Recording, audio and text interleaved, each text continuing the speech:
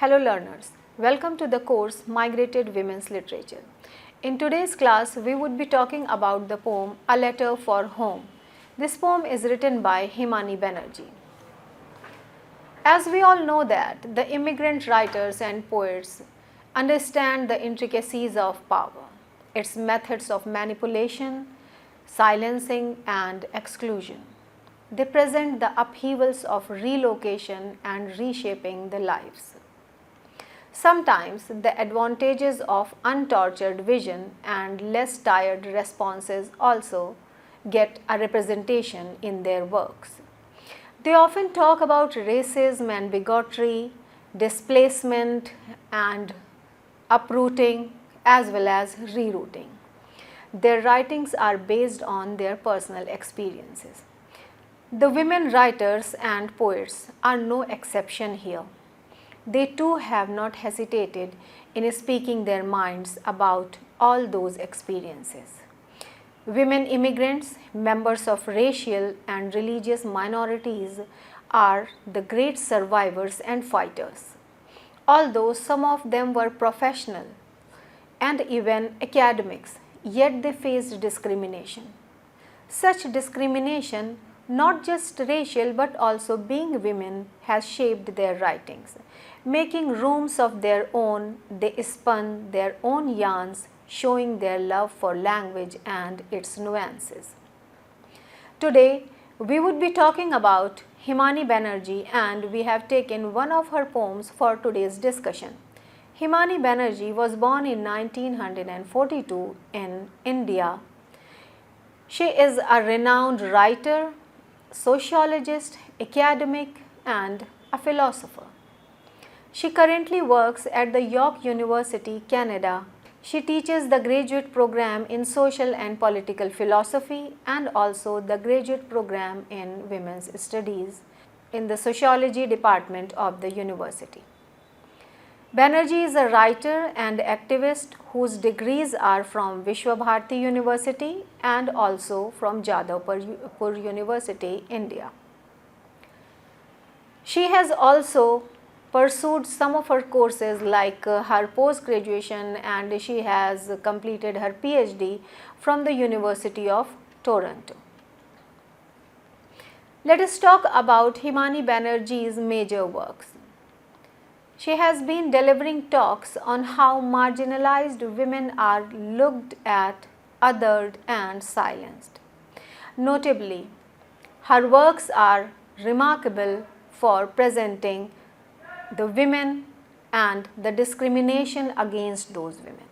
For example, her novella Colored Pictures tackles prejudice and is intended as an instructional resource for younger readers. Banerjee provides a critical examination of multiculturalism in Canada in her work The Dark Side of the Nation, Essays on Multiculturalism and Gender. This work highlights the ways in which the fundamental problems are masked with the presentation of racism and inequality in that society. The study draws attention to the ways that multicultural policies could unintentionally support discriminatory and nationalistic behaviors. Another work by Himani Banerjee, Demography and Democracy, Essays on Nationalism, Gender and Ideology, explores the ways in which social hierarchies and power structures impact democratic and demographic processes. The author criticizes the ways in which societal dynamics influence these processes. Himani Banerjee's work, But Who Speaks for Us, Experience and Agency in Conventional Feminist Paradigms, challenges traditional feminist frameworks that could ignore the agency and experiences of women from underrepresented groups. Banerjee promotes an approach to feminism that is more intersectional and inclusive. Geography Lessons on Being an Outsider to the Canadian Nation by Himani Banerjee offers her perspective on her experiences as a scholar as well as an immigrant. illuminating the ways in which her personality shapes her perception of Canadian society and its power structure. Let us talk about some of the prominent themes that we see in Himani Banerjee's works. She has talked about migration and identity. She frequently explores the nuances of identity in her poetry, and she relates immigrants and diasporic communities with the complex phenomenon of identity. She investigates the feeling of being uprooted and pursuit of identity in a foreign location. Another theme that we come across in her works is social and political scenario. Himani Banerjee usually criticizes oppressive and unequal systems in her poetry, which tackles social justice concerns. She emphasizes the hardships and resiliency of individuals who are marginalized through her literary voice. We also find the themes of intersectionality and feminism, as well as the theme of anti-racism in her works. While talking about intersectionality, Himani Banerjee frequently explores the intersections of race, gender, class, and colonialism, providing a nuanced viewpoint on the real-life realities of various people, much like her scholarly writing. We also find a very strong presentation of the theme of gender and equality. Himani Banerjee talks about the issues of females in a new land. She also presents how these women immigrants are doubly marginalized and doubly oppressed in that new land where they have just migrated or have been struggling since ages to settle down emotionally as well as physically. Himani Banerjee also focuses on the presentation of feminism and Marxism in her works. She is an academic who talks about feminist issues. She is a scholar who discusses the issues of racism, and she supports Marxist philosophy. She has been interested in applying Karl Marx theory and his ideology to analyze colonial discourse and create a critical study of class, gender, and race. Himani Banerjee's poems specifically focus upon highlighting the marginalization of women in a new society, as well as the marginalization of the immigrant people in that new land. Let us talk about different themes that Himani Banerjee presents in her poetry.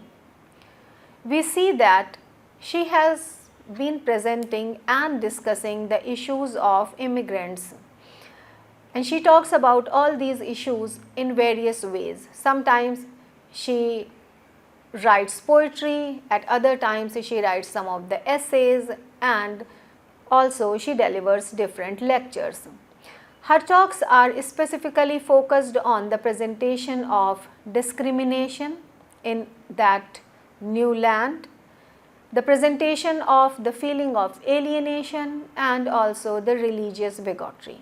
As Maria Alvarez writes in her article, "Too Visible: Race, Gender and Resistance in the Construction of the Canadian Identity in the Poetry of Himani Banerjee," that the white society treats non-whites as non-human and grotesque individuals and as disgusting and terrifying beings. So this is how Maria Alvarez discusses about the poetry of Himani Banerjee in her article, when she says that this white society treats the immigrants in a non-human way. They do not consider these immigrants equal. They do not consider these immigrants as humans. Rather, they consider them as someone who is there just to face hardships and struggle for survival. Maria, while talking about Himani Banerjee, says that she developed a theory that confronts the official history of Canadian society. The theory was necessary to build a new space for newcomers who are treated as aliens. The newcomers that are immigrants who have been treated as aliens in Canada, and these are the specific themes that Himani Banerjee has highlighted in her works. Her poems include the themes of resistance, struggle, hope, gender, and patriarchy. Let us discuss the poem A Letter for Home. This poem explores the themes of alienation, assimilation, discrimination, and religious bigotry. Here in the very first stanza, Himani Banerjee writes, I still have a stake on this land. It is true that I have walked a long way, carrying an earthen jar with the ashes of my ancestors, earth from my land, some grains and oil, and my cast of umbilicus. So here Himani Banerjee, while presenting the themes of alienation as well as assimilation, says that she still has a stake on this land. Here the term this land refers to her motherland. The poet is missing her birthplace, a birthplace which is full of stories and myths, and she is in this new land struggling to assimilate fully. So the very remarkable thing that Himani Banerjee has highlighted here is a struggle of an immigrant to assimilate into that new land, as well as the feelings of nostalgia that an immigrant always carries while living in that new place. She says, it is true that I have walked a long way. The poet has traversed a long, unwinding and arduous journey to reach this place which is her home now, this place where she has so many dreams, desires, emotions and feelings attached to now. But at the same time, the poet is missing her birthplace also. Though she is at a new place, she is living in that new country, that is Canada in case of Himani Banerjee. But at the same time, she is missing her homeland also. She is remembering and recalling all those past memories, all the stories of childhood, all the myths that she has been listening to since ages, since the childhood. She is missing all those things, and then she mentions that earthen jar. Earthen jar, which is in our tradition, in Indian tradition, is used to keep the ashes of a dead person. Here Himani Banerjee says that it is true that I have walked a long way carrying an earthen jar. She has come to this new land with that earthen jar, which is used to keep the ashes of dead body. Himani Banerjee, the poet, has come to this land with an earthen jar of her own. This jar not only has the ashes of her forefathers, but this jar carries the memories from the past, the memories of her motherland. She says, with the ashes of my ancestors, earth from my land. She has not only brought the ashes of her ancestors in that earthen jar along with her, but she has also brought some earth from her motherland, so as this earth would keep her connected. It would create a sort of a bond, a link, an emotional tie with her motherland, with her birthplace. In this stanza, we see that the poet says that she has not cut off her emotional ties with her motherland. She is still linked, she is still connected with that place where she was born. And this connection is because of certain things. As we move forward towards the last line of this first stanza, we see that the poet says, some grains and oil and my cast of umbilicus. So, the earthen jar which Himani Banerjee has brought to this land, it not only carries the ashes of her forefathers, the ashes of her ancestors, but it has all those stories, all those myths, customs, rituals and traditions in the form of some earth from her motherland, as well as there are certain other things which are symbolic of different aspects of life. As she says, some grains. Grain is symbolic of food. She has brought all that food with her emotionally. And oil. My cast of umbilicus.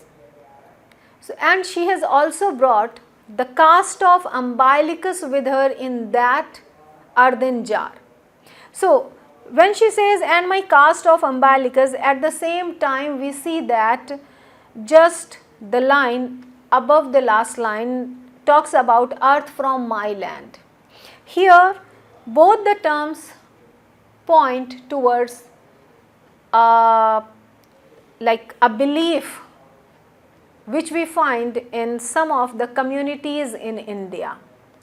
It is believed that when a child borns, his or her umbilical cord is cut off and then buried somewhere. Wherever this umbilical cord is buried, the child remains connected with that land, with that place. So here Himani Banerjee, when she talks about umbilicus and she talks about the earth of her land, she is pointing towards that traditional story which is related to her homeland, that is India. She says that she has brought that earth with her in the jar where her umbilical cord is still buried. In this way she has brought her umbilicus also with her, but she does not feel connected to this new land. Rather, she feels connected with the homeland because her umbilicus is still there. Here the term umbilicus refers symbolically to roots.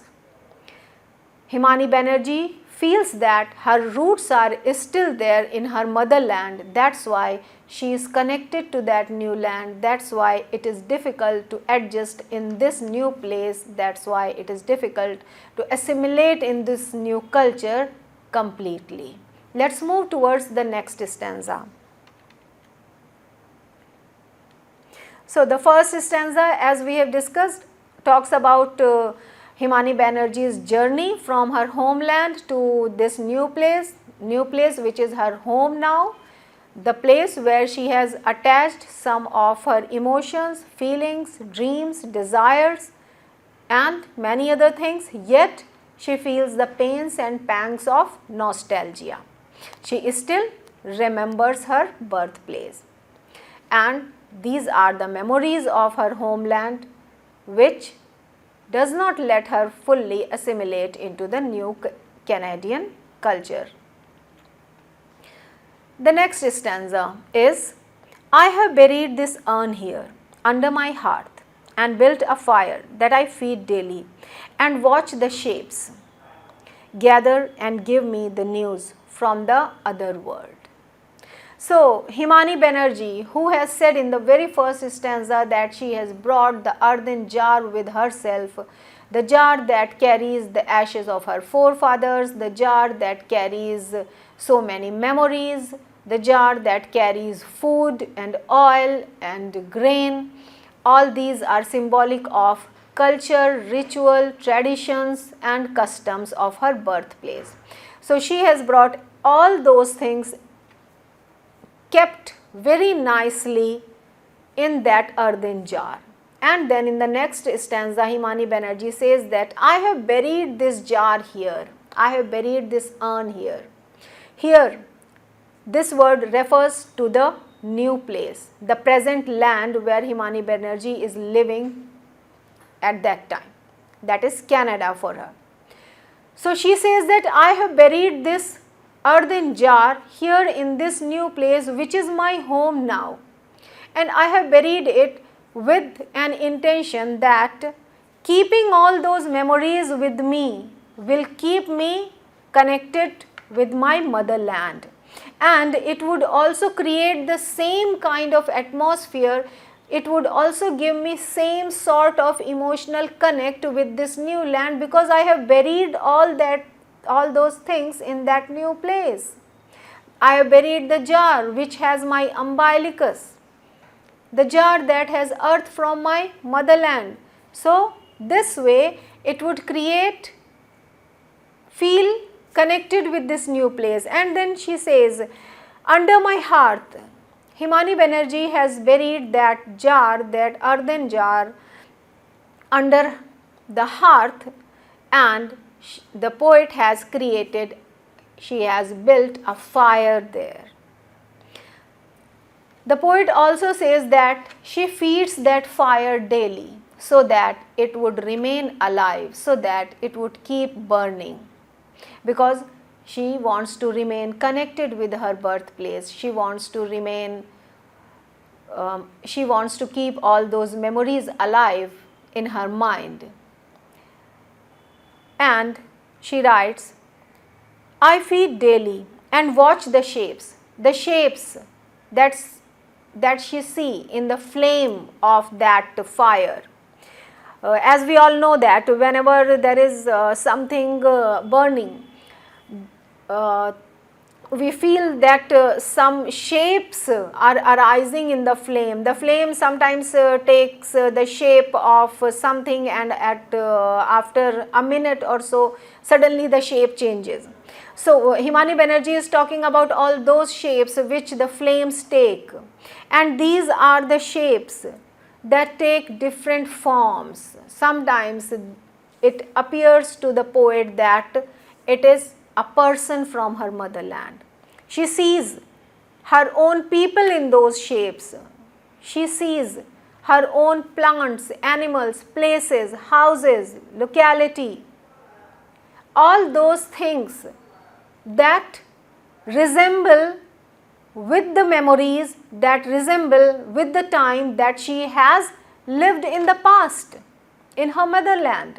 So she experiences, she sees all those shapes in that flame which arises out of the fire that she keeps burning where she has buried that earthen urn. Towards the last lines of this second stanza, Himani Banerjee writes, gather and give me the news from the other world.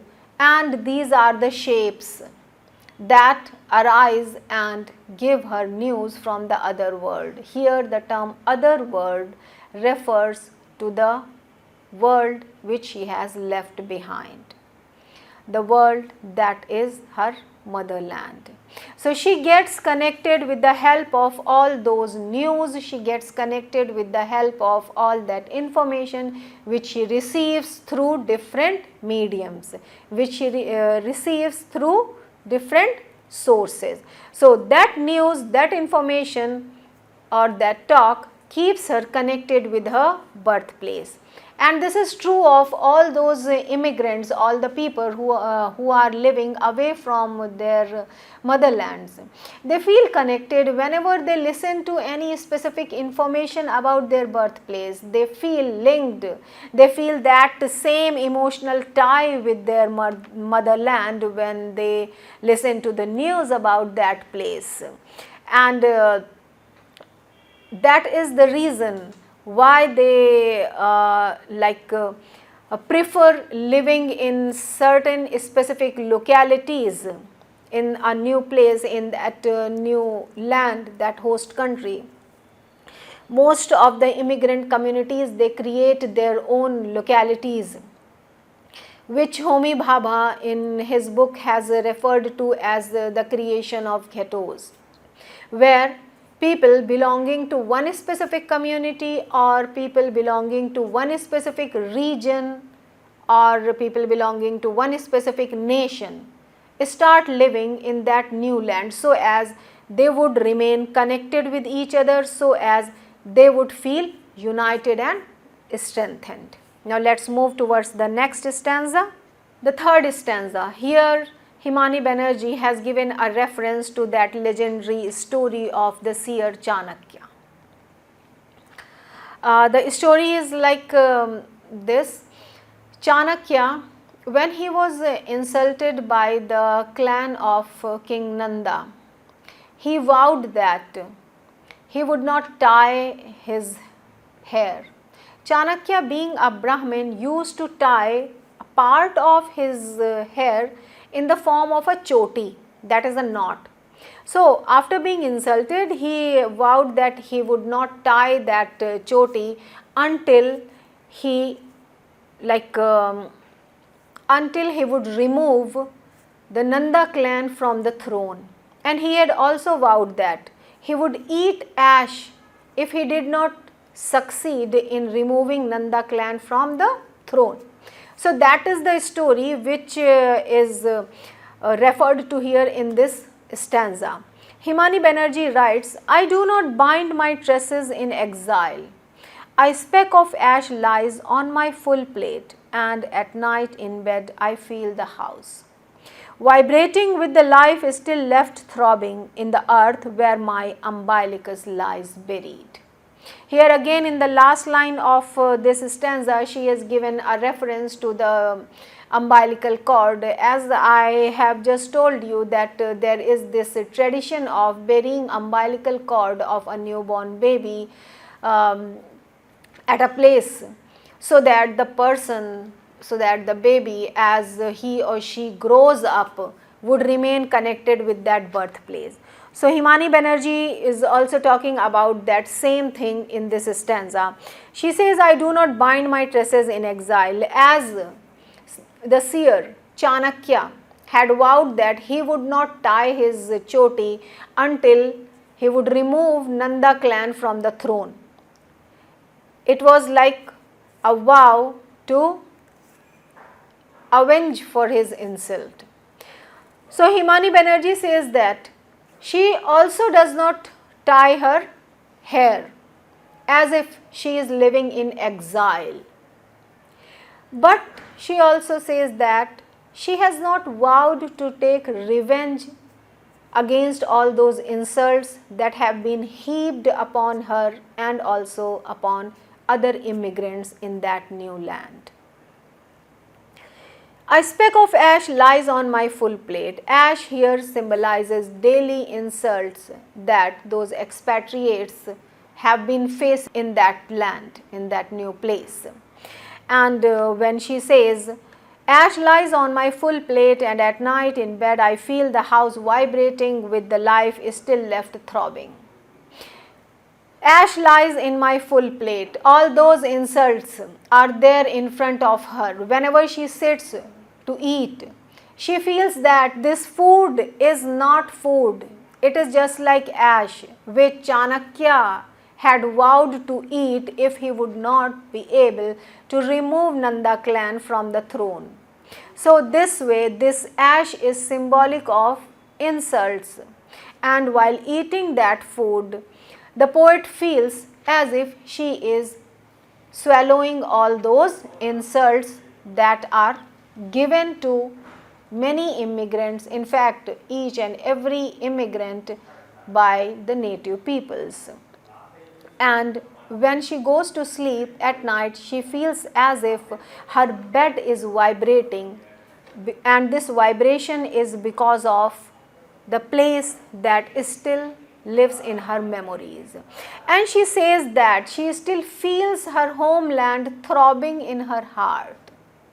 Her homeland is still in her heart. She is still living in that same place, and all her emotions, her feelings, her dreams, her expectations, her desires, and her happiness is associated with that place, that is her homeland. vibrating with the life still felt throbbing in the earth where my umbilicus lies buried. That same place where her umbilicus is buried, that place is vibrating in her heart. Let us move towards the next stanza of this poem. Here Himani Banerjee writes, I dream often that the council of elders have pronounced their verdict and waking, remember at dawn a dead man, a peasant, who ran to the very edge of his lost land in the face of bullets. Falling, stretched his arms, grabbed a handful of earth and staked his claim. So this last section of the poem refers to the Indians sacrificing their lives for their land. This section talks about the people who had struggled hard to save their land from the foreign rule. Here Himani Banerjee writes, I dream often that the council of elders have pronounced their verdict and waking. Remember at dawn a dead man, a peasant, who ran to the very edge of his lost land in the face of bullets. Falling, stretched his arms, grabbed a handful of earth and staked his claim. This last section refers to the Indians sacrificing their lives to resist the foreign rule. This section talks about the people who had sacrificed their lives for saving their land from the foreign rule. Here Himani Banerjee says that sometimes while sleeping she sees that as if there is a council of elders and they are pronouncing verdict against so many people, and she herself finds that she is also standing amongst those people and some verdict is also pronounced about her too.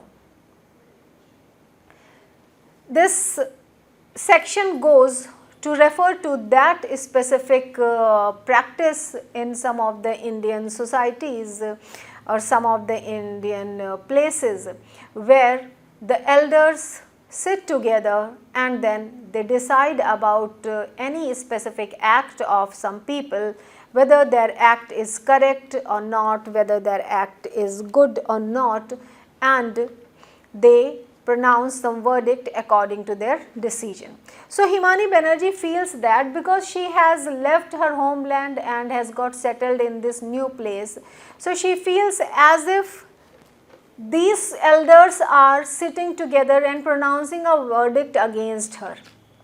So it is this feeling which makes her nostalgic about her birthplace. Because of that feeling of nostalgia, she feels as if she is guilty of leaving her birthplace, and these are the people, the council of elders, now they are pronouncing the verdict against her and they all want her to come back. At the same time, this section also refers to the time period when the acts of people were analyzed by a council of elders, where the right or wrong was decided by the council of elders. However, this is not a very prominent practice in the modern times. Now she also writes, remember at dawn a dead man, and suddenly she sees in her dream that there is a man, a peasant, who is running fast to save his land, who is struggling hard to save his land, but he could not succeed. And he got shot and he dies. At the time of dying, this peasant, this farmer, holds a handful of earth, which signifies that one cannot let go of one's roots. Here Himani Banerjee also says that as that dying man had stretched his arms and grabbed a handful of earth, in the same way I have also staked my claim there. I have also grabbed my share of earth in my hands. I have also taken a handful of earth while coming to this new land. So the poet says that she can also never let go of her roots. So here in this last section, as we have discussed, that we find some references to the seer Chanakya, and then we also see that the term ash is used symbolically, which refers to the insults, and holding the earth means that holding to one's roots. And it also talks about a very famous short story by Leo Tolstoy titled "How Much Land Does One Need?"